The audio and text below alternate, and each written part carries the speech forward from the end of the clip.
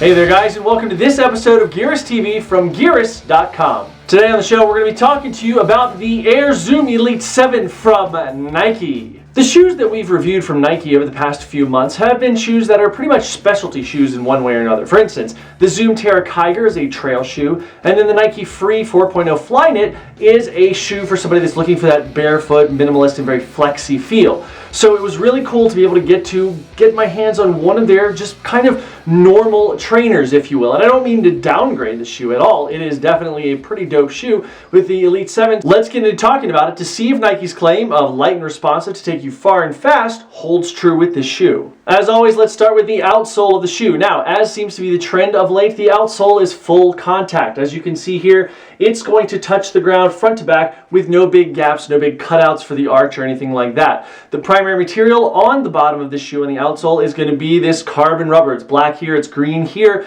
and on this medial side right here, from about the front side of the arch all the way to the heel of the shoe, that is going to be exposed outsole grade EVA foam. Now, starting at the front side of the shoe here, we see this diamond pattern established, and you can see it run all the way back through the back of the shoe.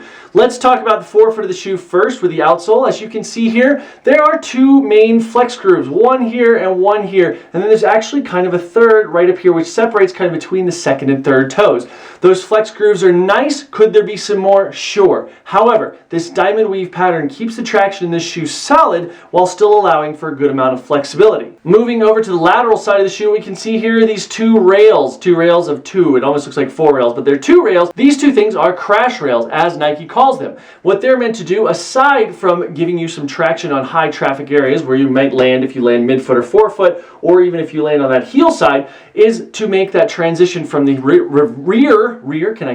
from the rear of the foot or the midfoot into the forefoot, a very smooth transition that doesn't have any interruptions. As I mentioned a second ago, this right here is exposed outsole grade EVA foam. It's not a really high traffic area, so it doesn't need to be rubber, which generally tends to be heavier, even though in this case, rubber is fairly light since it's a carbon rubber compound. If you're familiar with the Zoom Elite 6, then you notice that this part right here where that rubber is missing is a nice new change to this shoe. It means that there's a little bit of a weight saving, so that's a nice addition to this shoe. One thing that I mentioned a second ago that I'll touch on again is that these flex grooves, it would be nice if there were a couple more of them and if they went a little deeper into the midsole. As you can see here, they stop at the outsole. They don't really go into the midsole very deeply, and that kind of makes for it not quite as flexible as you might like to see in the forefoot. Not a deal breaker, certainly still flexible, especially when really torquing it, but it is something that could be improved upon. I currently have about 30 miles on this shoe, and the durability is really great. In fact, I don't really see very much wear at all, maybe a little here right through the middle of the arch,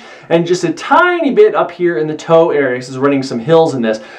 Great shoe in terms of durability, and again, I don't think the lack of rubber on that medial arch or instep is going to be a detriment to the shoe. Now let's get into the midsole of the shoe. If you're familiar with the Nike Air Zoom Pegasus, then you've probably seen this midsole before. It probably looks really familiar, and that's because if you put the two side by side, I don't have the Pegasus here, but if you put the two side by side, you could see that they're basically identical on the lateral aspect of the shoe. This is something that I think is a really great idea for Nike bringing that over because it allows for technology to be developed among multiple platforms and cater to different runners to which each one of those shoes might pertain. Now, for those drop nerds in the crowd out there that want to know the stack heights on the shoe, it is 18 millimeters in the forefoot and 25 millimeters in the rear foot and the heel here, which makes for a net drop of 7 millimeters, although Nike advertises that as being 8 millimeters. Now, since Nike in the past has really been one of those guys that has hung on to the 12 millimeter and up thing, it's really nice to see them embracing this. In this shoe, the Nike Frees that we've seen in the past, as well as the Zoom Terra Kiger, which I also mentioned earlier, all these shoes, Nike's really begun to bring those drops down, and in a more traditional trainer, it's really nice to see that shift. In terms of the Zoom Air, where the Zoom Air shoe gets its name, there is one Zoom Air bag that is in this shoe. It is not in the heel, but it is up here in the forefoot, actually where this pink area is. It's kind of right in there. Now, Does this make a big difference? Well, for me, I'm a forefoot to midfoot runner, so I'm really going to be taking advantage of that. The fact that there's not a whole ton of additional cushioning in the rear foot of the shoe doesn't really affect me that much. Nike advertises this as being ultra-responsive cushioning. Now, a lot of times when we see the word responsive, it means it's going to be really firm, which this is. The cool thing about that firmness, though, is that, again, if you're landing up on that forefoot, you're going to feel that firm and kind of responsiveness. But the other thing is that even if you're landing more rear foot, you're going to have a smooth transition because of these crash rails, and that's going to really smooth out the ride. So you're not going to feel as though it's a very harsh and very, very overly firm ride. These make a big difference and I think are a great addition to this shoe. Now the upper on the Zoom Elite 7 has a lot going on, so bear with me. The first thing that we're going to talk about is the mesh, because obviously it's the mesh. So as you can see here, it's kind of an elongated hexagonal shape there, kind of an elongated honeycomb. It's open enough to be very, very breathable and let the inside of the shoe breathe, which we're going to talk about more in a second, but it also is fine enough to not let debris in that you might not want in there. Is there ever debris that you do want in a shoe, though? Now, the support structure on the outside of the shoe is this heat-bonded overlays, which has kind of become the standard these days because it's lightweight, it's sleek, it's easy to work with and design. So it does a great job. It's all around the shoe, as you can see here, including up here in the toe cap, which is important because it's going to reinforce that toe. So if you're going down hills, doing a bunch of descending or anything like that, you're not going to bust through the toe of the shoe. Nice addition there. Now, as we move to the interior of the shoe, it's actually kind of a sleeve-like structure. It's really interesting and it really hugs the foot very nicely. What's interesting about this to me is that the foam and the mesh that's inside, it is a smoother mesh that is separate from this outer layer of mesh, really hugs the foot very nicely. But Nike calls it a single layer mesh, which I don't really think is an appropriate name because you've got a single layer of mesh on the outside, then you've got this backing mesh which kind of has a layer of foam in between. Maybe they're meaning that the two are kind of constructed together, which would make a little more sense. In any event, it still remains very breathable and keeps the foot well ventilated from inside. So the tongue of the shoe is actually gusseted right about halfway down. It attaches right here to that internal sleeve to again give that single piece feeling. Now, it also keeps the tongue from sliding. A big pet peeve of mine, this thing stayed very well in place because aside from the gussets on the side, it's got the tongue loop right here which keeps it locked down. There's very little padding at all on the tongue, and the only padding that there really is right up here kind of at the top. So not a lot to speak of, but it's a very soft material that really wraps around the foot very nicely, and it's not really foamy. It doesn't kind of compress to the shoe, or to the foot rather, and allow those laces to press through if you tighten them down really hard. So that's a really nice thing. Now the heel counter in this shoe is actually fairly traditionally firm and that kind of thing. What's nice about it, as you get down to the midsole here, down to this area, it becomes more firm. And it's actually a really well-shaped and well-defined heel cup.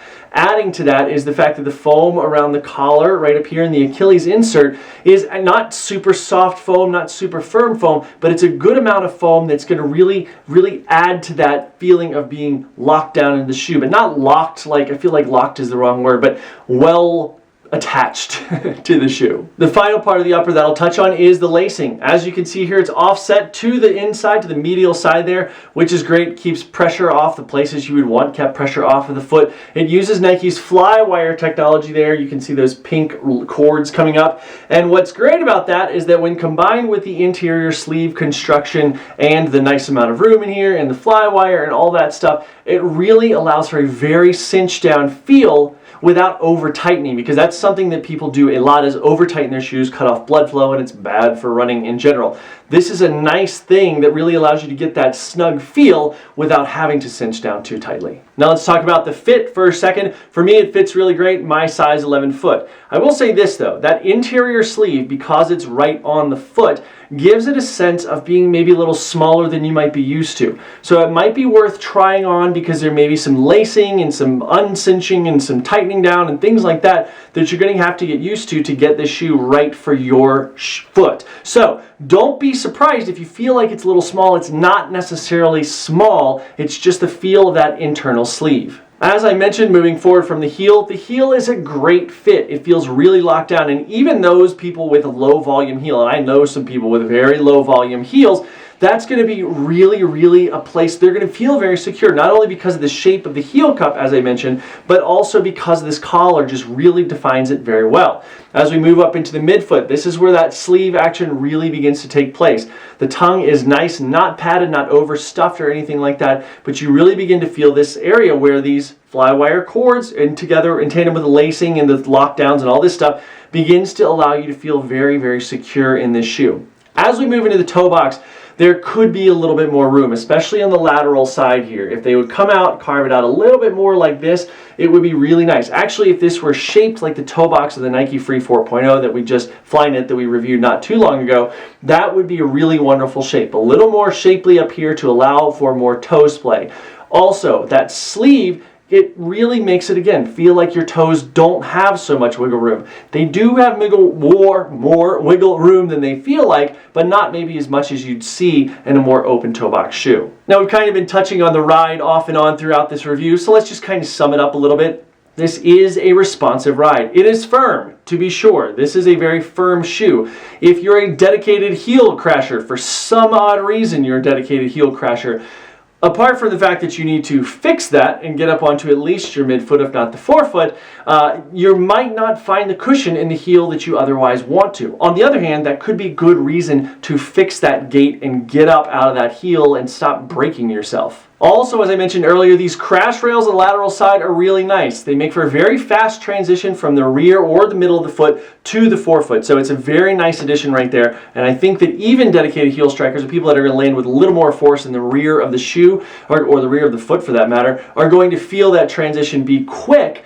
And so it's going to be a much smoother ride than they might expect, even without that rear foot Zoom Air cushioning. At 10.3 ounces in this men's size 11, not size 9, but size 11, this is a actually quite light shoe in its category. No, it is not the lightest thing around, but again, for its peers, it does very well. Also, with its durability, it would not surprise me to see anyone make this shoe their whole marathon training cycle and race shoe. It's a shoe that's going to get you a long way, and don't ever hesitate to take it longer than a marathon if you want to. It's a shoe that will get you there. Yes, it's firm, but it's also very responsive. This is a very accessible shoe to anyone that's moved away from a super cush shoe and into something that's got a little more firmness, a little more of that pop. Also, at $110, this is quite nicely priced. I mean, yes, some people may still balk at $110. However, let me just remind you that a lot of shoes out there cost $175, $150.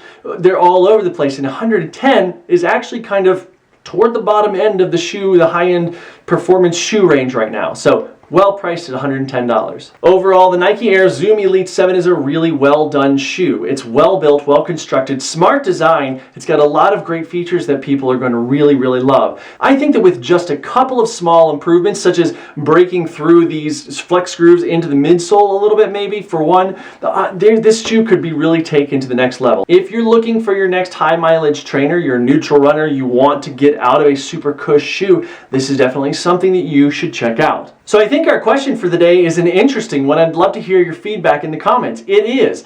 Most of us tend to these days kind of run in shoes that aren't necessarily Nike. We've kind of backed away over the years, and we've gone on to other brands like maybe Mizuno or Brooks or Saucony or something like that. But I want to know, when was the last time that you actually tried a Nike shoe in earnest, and what shoe was that? Leave your answers in the comment section below. Thank you guys so much for watching this episode of Gearist TV from Gearist.com. As always, don't forget to subscribe to our channel by clicking right over there on the YouTube button. As always, also, please find us on social media, and right now, go like us on Facebook right now. Click just facebook.com/Gearist. Do it, you want to. Also, if you've got any questions or comments at all, don't hesitate to contact us by emailing info@Gearist.com or leave a question or comment in the comment section below. We'd be happy to answer you.